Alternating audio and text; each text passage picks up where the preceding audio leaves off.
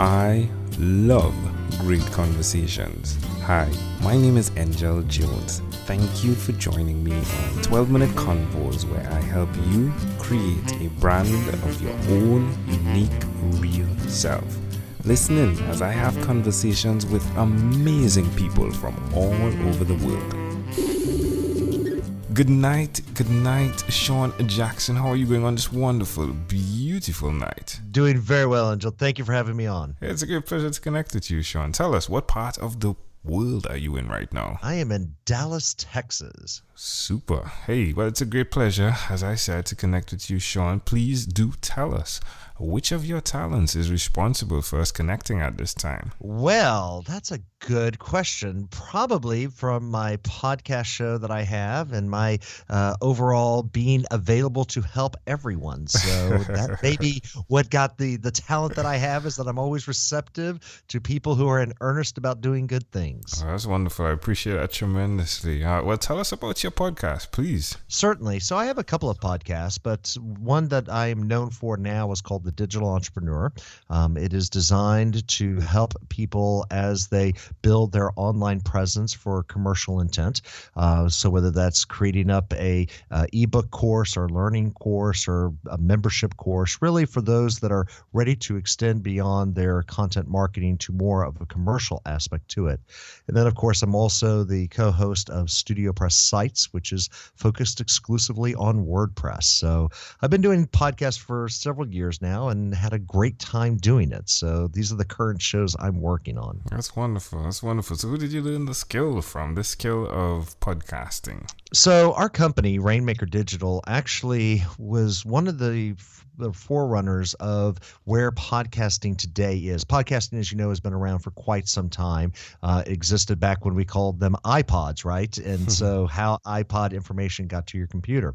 Around 2015, our CEO, Brian Clark, decided to put together a podcast network called Rainmaker.fm. And through that network, which was really just containing several shows, we were able to really fine-tune the art of using podcasts as an integral part of our online marketing. So through that experience, we also developed a training course called Showrunner, which was, again, designed to help people be very efficient and productive with their podcasts. And so not only do we do it for our own marketing needs, we also teach it as well. So that was one aspect of our online marketing that we were excited to start in 2015, even though our primary site, Copyblogger.com, had been around since 2006 and considered the Bible of content marketing, according to VentureBeat. We knew that beyond text, we wanted to have a more intimate connection with people, and the podcast allowed us to do that on a variety of different subjects. That's amazing. That's amazing. So you're definitely the veteran inside the ring, aren't you? Wow. It's amazing. Well, I've not done 1,000 interviews. So you're by far, I would say, probably the best interviewer, if nothing else, that you've done 1,000 of them. So yeah, definitely got some practice, but I mean, definitely the time in it, I think, represents a tremendous value. Definitely getting to see the waves that has existed, if you would, in the arena. That's intriguing. So you've seen the ups and downs. Why will you, Sean, continue to repeat the skill of podcasting? Well, I think from a fundamental level, what we have found with podcasting in general is its place in the marketing mix. As professional marketers, we look at all forms of content and their role in the overall marketing strategy. I think a lot of people believe that all marketing is geared to do one thing, which is to help you make a sale. So they tend to measure all marketing activity by the number of leads generated or the number of sales from those leads. But there's another aspect to marketing, which is what I call feeding the confirmation bias. You see, it takes a lot to get someone to buy something from you, online, in person, etc. But after they have purchased from you, there is a little bit of doubt on whether that person made the right decision, right? I just spent a lot of money. I spent a lot of time. I've just engaged. Is this something I really want to keep for the long term? And feeding the confirmation bias is a function of marketing that reinforces that not only that the purchase made sense, but that it is an ongoing good investment over the long run. We've all heard that it's easier to keep an existing client than to acquire a new one. And podcasting, I think, plays best in that role of keeping customers and clients engaged with you after the sale. It allows you to really talk to them and reinforce all the value propositions that they originally bought off so that they will continue to stay engaged with you over time. And we don't talk a lot about that in online marketing because of the emphasis on lead generation or online sales. But there's also a big part of marketing, which is making sure those people that are spending money with you now continue to do so. And I think podcasting plays an important part of that. I love that. Definitely love that. Today I was speaking with a friend and he told me, he said something, I said to him something about the power of your network affecting your net worth. And then he said, explain that to me. And then I went on to explain it. But it was interesting because he was telling me a story of a developer. So he wanted to get a developer for an app, I'm guessing. And he expressed, I got the developer and then I looked at some YouTube videos and then they invited me to a group.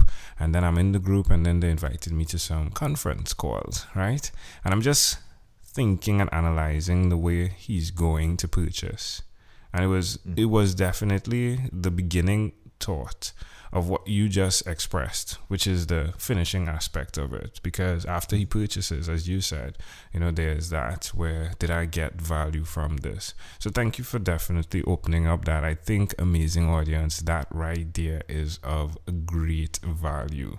Sean, where's the best place for people to connect with you? I think the best way is to listen to me on Rainmaker.fm. There's several shows out there that we have both in the archives and active. And if you don't like that, then you can always find me on LinkedIn. I'm a big fan of the LinkedIn network. So just look for Sean A. Jackson and you can connect with me on LinkedIn or listen to my shows on Rainmaker.fm. Sean, tell me one other thing that you've done consistently over the last 3 years, please. Showing up and producing. How does that make you feel? It makes you feel good. It's also very tiring. It's like anything in life, whether you want to lose weight, you want to get better at something, really anything, it's always about showing up. It is about that consistency. And I think that's the hardest thing that we go through. When we talk about hard work, sometimes you have to show up when you don't feel like it. Sometimes you have to do those things just because you have to do them. Because when you start making excuses, you start to lose the desire, the motivation to continue on that path. And so for me, for the past 3 years, it's literally showing up and continuing to produce, whatever that means, which makes me continue to find success towards the future. Because there's going to be bad days, there's going to be great days. But if you're not engaging in every day, then you don't have the options that will present themselves from that activity. Love it. Amazing audience. Again, we're live with Sean Jackson. As he said, you could check him out on LinkedIn at Sean A. Jackson. Sean, let's switch gears for a moment now and let me invite you into my time machine that is surrounded with beautiful, warm, blue Caribbean water. Sean, what is your earliest childhood memory? My earliest childhood memory is visiting the Alamo in San Antonio, Texas. And I'll tell you why. Because when I went there as a child with my family, my parents told me the story of the heroes of the Alamo. And it was a very engaging story. If you know nothing about the Alamo, just realize a whole bunch of Texans were fighting the Mexican army and were slaughtered there, including the famous Davy Crockett here in the States. And it's a very rich story and big part of the Texas fabric of how we see ourselves. And so hearing that story as a child made a huge impact because of the heroism of those that were there. And also that attitude that even at our worst moment, we can still find victory towards the future, which of course was when Sam Houston defeated Santa Anna in the Battle of San Jacinto.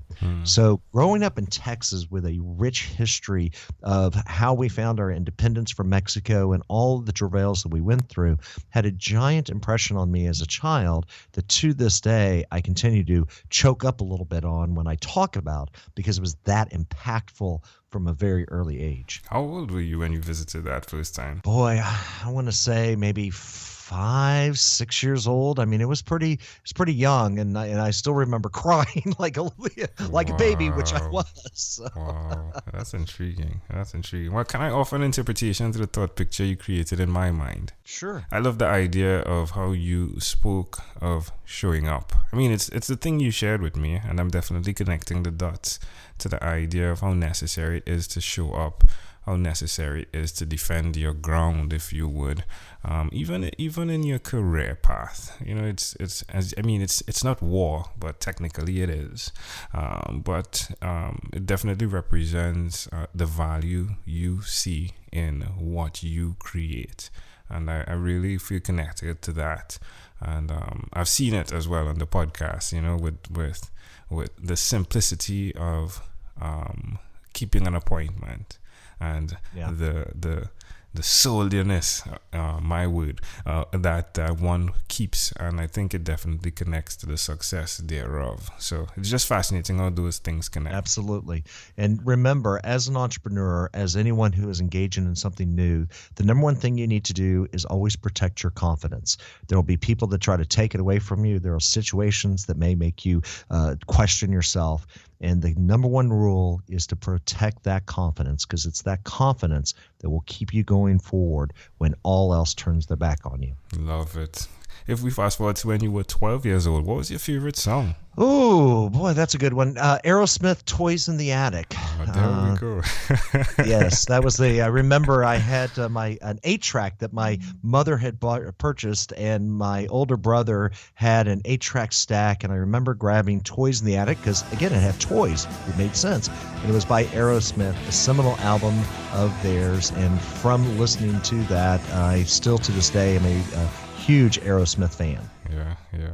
I don't want to close my eyes.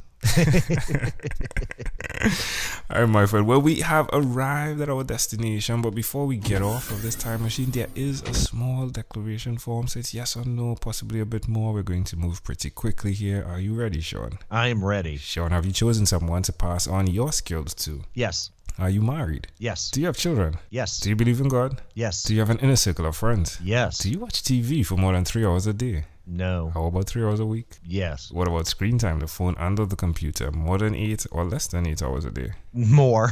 All right.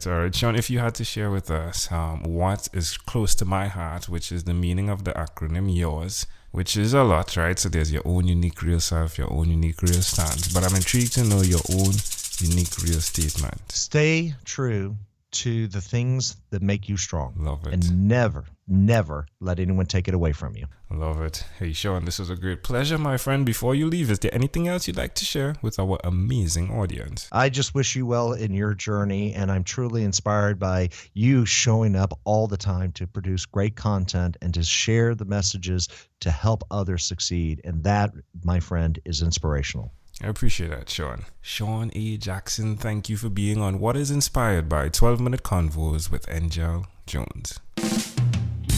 Thank you for being on 12-Minute Convos with Angel Jones. Stay tuned for more from our advertisers. Diabetes is a mountain pandemic. It's a disease that's not acute but chronic. Similar to this rhyming method, I have simplified the definition, the signs and symptoms, and the complications of diabetes for both adults and children in my books, Poems for Patients, A Focus on Diabetes, and The ABCs of Diabetes for Children. These books are available on Amazon.com, and for more information, you can visit my website, poemsbyaj.com. That's poemsbyaj.com.